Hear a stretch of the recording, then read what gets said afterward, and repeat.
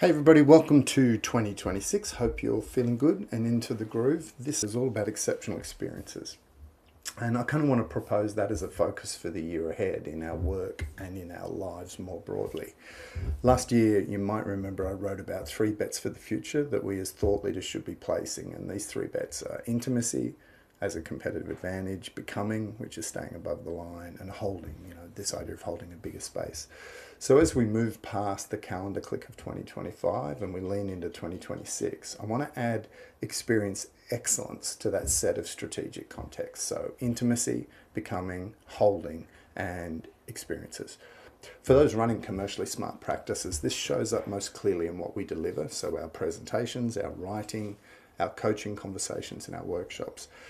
Across culture more broadly, we're craving deeper and richer experiences, and sometimes that means more entertaining, but more often it means like more considered, more intentional, and more human. Whether it's food theatre in a restaurant or a carefully curated walking holiday, experience has become the differentiator. And this is not a new idea. Designing meaningful experiences has always been at the heart of great service, whether it's tourism, well-being, fitness offerings. What's new is perhaps the urgency that experience excellence is now kind of expected. If you think back to most of the major disruptions of the past decade, they've been driven by better experience, whether it's better accommodation, say Airbnb, better transport, like think Uber or Dido or Lyft, or better booking systems.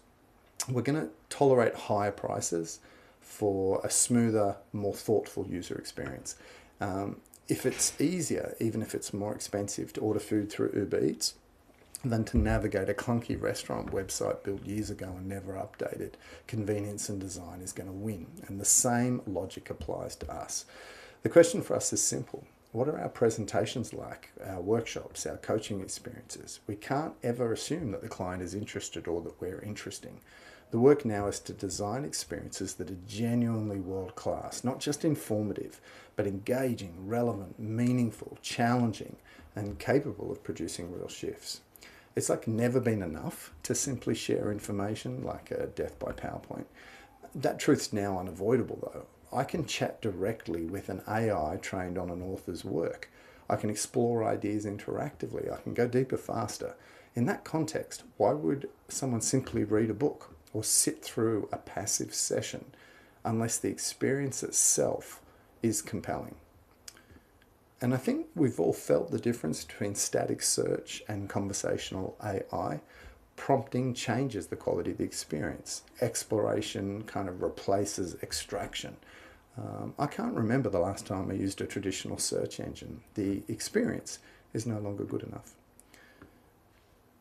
Over the past week, I've been walking each morning along a natural beach, and in previous years my walk was along a developed foreshore with a promenade. I know how privileged that sounds. What struck me is how few people are on their phones in the natural setting compared to the manicured one. So nature still captures attention in a way that the algorithms struggle to compete with, at least for now. And I think that tells us something important, that attention is under pressure, both ours and everyone else's. If people struggle to stay off their phones in a walk along the beach, what does it take to keep them present in your workshop or engaged in your writing?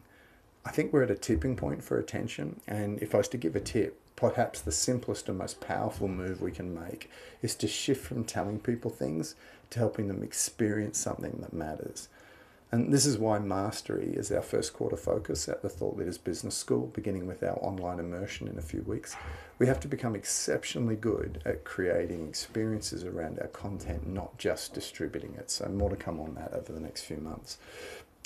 Each year, just as an aside, I read the annual letter from Bill Gates. I appreciate the optimism, and this year his emphasis is on optimism with footnotes, which will make sense if you read it. I think it's worth reading if you haven't already. Okay, everybody, lots of love.